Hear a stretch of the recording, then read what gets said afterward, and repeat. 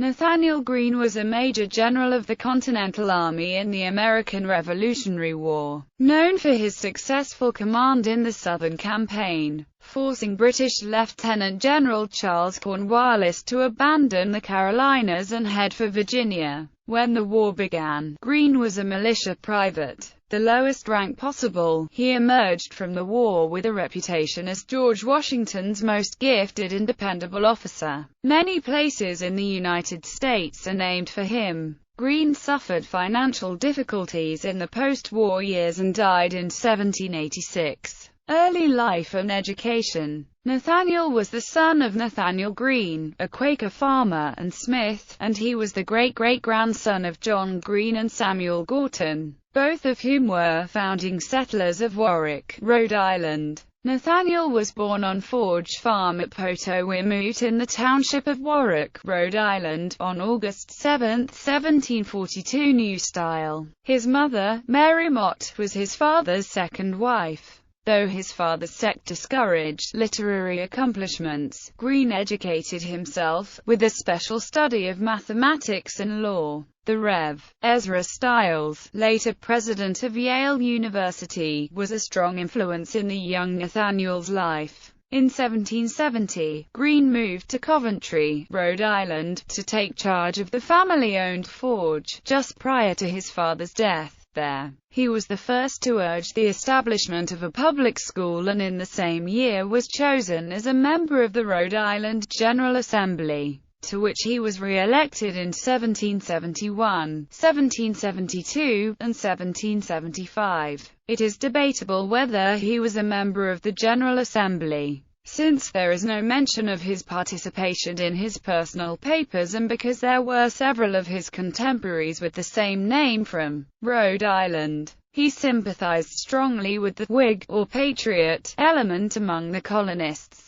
Personal life. Marriage. In July of 1774, he married Catherine Littlefield, also known as Katie, who was a dozen or so years younger than he. They had 5 children who survived infancy. Career. Militia. In August 1774, Greene helped organize a local militia, which was chartered as the Kentish Guards that October. His participation in the group was challenged because he had a pronounced limp. At this time he began to acquire many expensive volumes on military tactics and began to teach himself the art of war. In December 1774, he was on a committee appointed by the Assembly to revise the militia laws. His zeal in fighting the British and organizing the militia led to his expulsion from the pacifistic Quakers. American Revolutionary War. Boston. On May 8, 1775, he was promoted from private to Major General of the Rhode Island Army of Observation, formed in response to the siege of Boston. He was appointed a brigadier of the Continental Army by the Continental Congress on June 22, 1775. Washington assigned Greene the command of the city of Boston after it was evacuated by the British in March 1776. Letters of October 1775 and January 1776 to Samuel Ward, then a delegate from Rhode Island to the Continental Congress, favored a declaration of independence. New York. On August 9, 1776, he was promoted to be one of the 4 new major generals and was put in command of the Continental Army troops on Long Island. He chose the place for fortifications and supervised the construction of redoubts and entrenchments east of Brooklyn Heights. Severe illness prevented him from taking part in the Battle of Long Island. Greene was also a Rhode Island Freemason and bore a Masonic jewel, the gift of his Masonic brother the Marquis de Lafayette, on his person throughout the whole of the Revolution. Greene was prominent among those who advised a retreat from New York City. He also advocated the burning of the city so that the British might not use it. He justified this by asserting that the majority of property was owned by Loyalists. While Washington agreed with this, the proposal was rejected by Congress. He was placed in command of Fort Lee on the New Jersey side of the Hudson River. On October 25, 1776, he succeeded General Israel Putnam in command of Fort Washington, across the river from Fort Lee. He received orders from Washington to defend Fort Washington to the last extremity, and on October 11, 1776, the Congress passed a resolution to the same effect, but later Washington wrote to him to use his own discretion. Greene ordered Colonel Magor, who was in immediate command, to defend the place until he should hear from him again, and reinforced it to meet General Howe's attack. Nevertheless, the blame for the losses of Forts Washington and Lee was put upon Greene, but apparently without his losing the confidence of Washington, who himself assumed the responsibility. At the Battle of Trenton, Greene commanded one of the two American columns. After the victory there, he urged Washington to push on immediately to Princeton, but was overruled by a council of war. Philadelphia. At the Battle of Brandywine, Greene commanded the reserve. At Germantown, Greene's command failed to arrive in good time, having a greater distance to march than the right wing under Sullivan, a failure which Greene himself thought would cost him Washington's trust.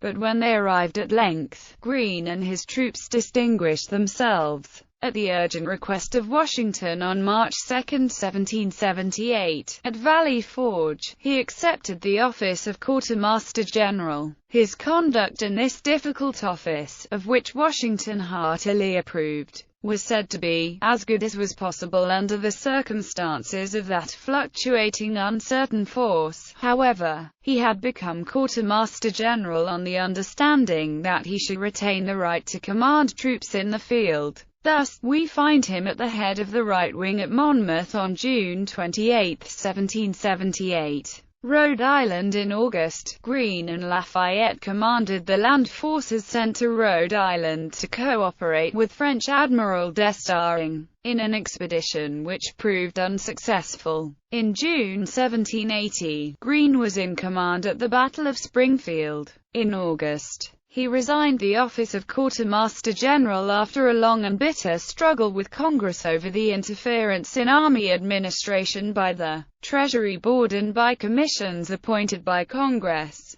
Greene had vehemently argued with Congress over how to supply the Continental Army. Congress was in favor of having the individual states provide equipment, which had already proven to be ineffective since the federal government held little to no power over the states. A month before Washington appointed him commander of West Point, it fell to Greene to preside over the court which condemned Major John Andre to death on September 29, 1780. Greene wintered at the Tillinghast House, an important Newport merchant, 1780 to 1781, located on Mill Street, in Newport, Rhode Island. Command in the South. The Congress had been unfortunate in the selection of commanders in the South.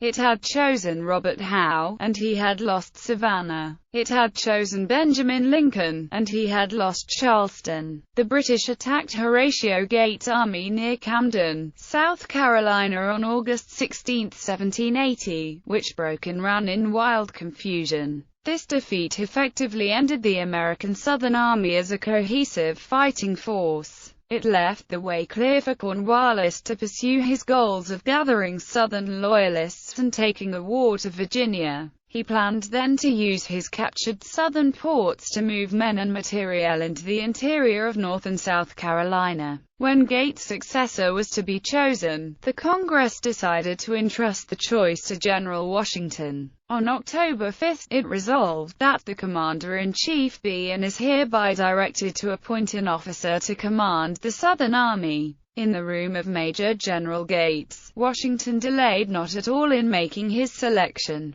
On the day after he received a copy of the resolution, he wrote to Nathanael Greene at West Point, "It is my wish to appoint you." The Congress approved the appointment, gave Greene command over all troops from Delaware to Georgia with extraordinarily full powers, subject to the control of the Commander-in-Chief, effectively making him the second in command of the entire Continental Army. Greene took command at Hillsborough, North Carolina, on December 3, 1780. Brig. Gen. Isaac Huger of the South Carolina Continentals was appointed his second-in-command. He was one of the dependable leaders in the state. The strategic retreat. The American army was weak and badly equipped and was opposed by a superior force under Cornwallis. Greene decided to divide his own troops, thus forcing the division of the British, as well, and creating the possibility of a strategic interplay of forces. The campaign changed, starting with the success at the Battle of Kings Mountain in 1780 under Colonel William Campbell. The entire British force was captured or killed. A new strategy led to General Daniel Morgan's victory of Cowpens on January 17, 1781, where nearly 9/10 of the entire British force were killed or captured. Many of the same forces who were at Kings Mountain also came to Cowpens. With over 800 prisoners, Morgan began a strategic retreat, moving north towards the Salisbury district, where he was joined by Greene at Cowan's Ford on the Catawba River, where a force of Patriot militia fought a small engagement against Cornwallis's forces. Greene then wrote to Huger to direct his troop movement from Guilford Courthouse. Arriving on February 9 at Guilford, Greene summoned his field officers to a council of war and put forward the question of whether the army should give battle. It was voted that, for the time being, the army should continue retreating to gather more forces, and defer engagement with Cornwallis. On the 10th he wrote to Patrick Henry requesting troops. If it is possible for you to call forth 1,500 volunteers and march them immediately to my assistance, the British Army will be exposed to a very critical and dangerous situation. In all probability, ye will find me on the north side of Dan River. I must repeat it, the present moment is big with the most important consequences, and requires the greatest and most spirited exertions. The race to the Dan River. Greene at this same time formed a special light corps to be commanded by Col. Arthur Williams to cover the main army's retreat. In a letter to George Washington on February 9, he described the light army he had formed under Williams as composed of cavalry of the 1st and 3rd Regiments and the Legion amounting to 240, a detachment of 280 infantry under Lieutenant Col. Howard, the infantry of Lieutenant Col. Lee's Legion, and 60 Virginia riflemen, making in their whole 700 men, which will be ordered with the militia to harass the enemy in their advance, check their progress, and if possible give us opportunity to retire without general action. Also saying, I called a council, who unanimously advised to avoid an action, and to retire beyond the Roanoke immediately. A copy of the proceedings I have the honor to enclose. The reunited army only numbered 2,036 men, including 1,426 regulars. Col. Edward Carrington joined the command, with the report that boats had been secured and secreted along the Dan River in Virginia, so as to be collected on a few hours' warning. The British Army was at Salem, only 25 miles from Guilford. This was on the 10th of February. By the 14th, Greene's army had outrun the British and crossed the Dan River at Turvin's Ferry in Halifax County, Virginia, with boats being delivered from Boyd's Ferry in Halifax and from Dix's Ferry in Pittsylvania County, Virginia. Cornwallis got the news in the course of the evening. The river was too high to cross without boats, and every boat was on the farther shore. Greene had won the race. This American retreat, which extended across the breadth of North Carolina, is considered one of the masterful military achievements of all time. Dennis M. Conrad, project director and editor, The Papers of General Nathanael Greene. In a letter to General John Butler, Greene writes, I have some expectation of collecting a force sufficient in this county to enable me to act offensively and in turn race Lord Cornwallis as he has done me. Battle of Guilford Courthouse. After only a week's encampment at Halifax Courthouse, Greene had sufficient promises and reports of help on the way to recross the river. Greene and the main army recrossed the Dan River into North Carolina on the 22nd, then pursued Cornwallis and gave battle on March 15, 1781. at the Battle of Guilford Courthouse in North Carolina, on ground which he had chosen. Greene's army engaged Cornwallis's army at the height of the battle. As the Continentals started to turn the British flank, Cornwallis ordered his artillery to fire grape shot into the thick of the battle, killing as many of his own men as Greene's. Greene ordered his army to execute a tactical retreat and left the field to Cornwallis, but inflicted a great loss of men to the British. 3 days after this battle, with his army battered and exhausted, Cornwallis withdrew toward Wilmington, North Carolina. Greene's generalship and judgment were again conspicuously illustrated in the next few weeks, in which he allowed Cornwallis to march north to Virginia and himself turned swiftly to the reconquest of the inner country of South Carolina. This he achieved by the end of June, in spite of a reverse sustained at Francis Rawdon's hands at Hobkirk's Hill on April 25. From May 22 – June 19, 1781, Greene led the siege of 96, which ended unsuccessfully. These actions helped force the British to the coast. Greene then gave his forces a 6 weeks' rest on the high hills of the Santee River, and on September 8, with 2,600 men, engaged the British under Lieutenant Colonel Alexander Stewart at Utiff Springs. Americans who fell in this battle were immortalized by American author Philip Freneau in his 1781 poem, To the Memory of Brave Americans. The battle, although tactically a draw, so weakened the British that they withdrew to Charleston, where Greene penned them during the remaining months of the war. Greene's southern campaign showed remarkable strategic features.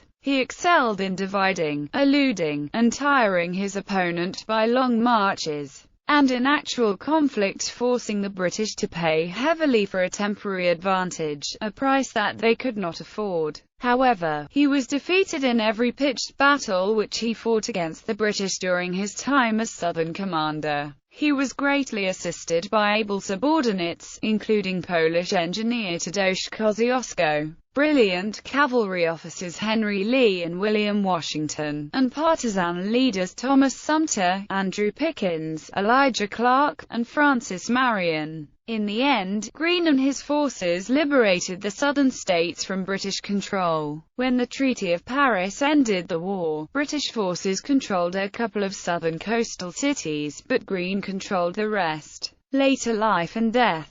Greene was an original member of the Rhode Island Society of the Cincinnati and served as the Society's president from its founding in 1783 until his death. North Carolina, South Carolina, and Georgia all voted Greene liberal grants of lands and money, including an estate called Boone's Barony, which was south of Edisto in Bamberg County, South Carolina. This he sold to pay bills for the rations of his Southern army. After twice refusing the post of Secretary of War, Greene settled in 1785 on his Georgia estate, Mulberry Grove, in Chatham County, 14 miles above Savannah. He died there at age 43, on June 19, 1786. For 114 years his remains were interred at the Graham Vault in Colonial Park Cemetery of Savannah. Later his remains were moved to a monument in Johnson Square in Savannah. Legacy.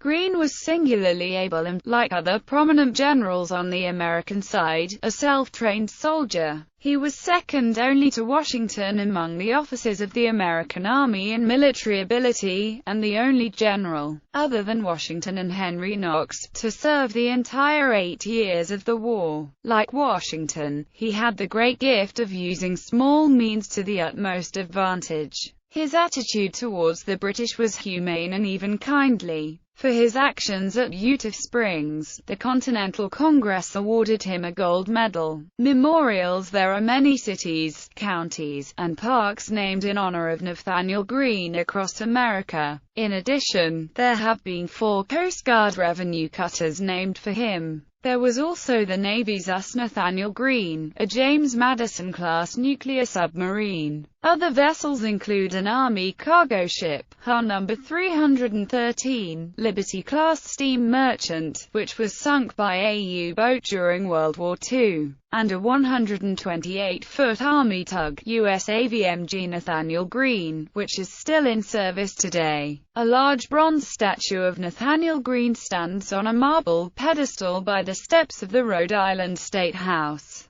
A large oil portrait of Nathanael Greene hangs in the State Room in the Rhode Island State House. A cenotaph to him stands in the Old Forge Burial Ground in Warwick. His statue, with that of Roger Williams, represents the state of Rhode Island in the National Hall of Statuary in the Capitol at Washington. In the same city there is a bronze equestrian statue of him by Henry Kirk Brown at the center of Stanton Park. A small statue of Greene by Louis Iselin, Jr., is part of the Terrace of Heroes outside the Philadelphia Museum of Art. He is also memorialized by an equestrian statue designed by Francis H. Packard at the site of the Battle of Guilford Courthouse near what is now Greensboro, North Carolina, the city named after him. Another statue stands in the middle of the traffic circle between Green Street and McGee Street in downtown Greensboro. Greeneville, Tennessee is also named after him. In 2006, the city of Greeneville, South Carolina, also named for him, unveiled a statue of Greene designed by T.J. Dixon and James Nelson at the corner of South Main and Broad Streets. In 2000, a 6-foot-tall, bronze statue of Greene by sculptor Chas Fagan was unveiled in St. Clair Park, in Greensburg, Pennsylvania. On August 7, 2015, his 273rd birthday, the General Society Sons of the Revolution dedicated a statue to General Greene on the Washington Memorial Chapel grounds located in Valley Forge, NMP, Pennsylvania.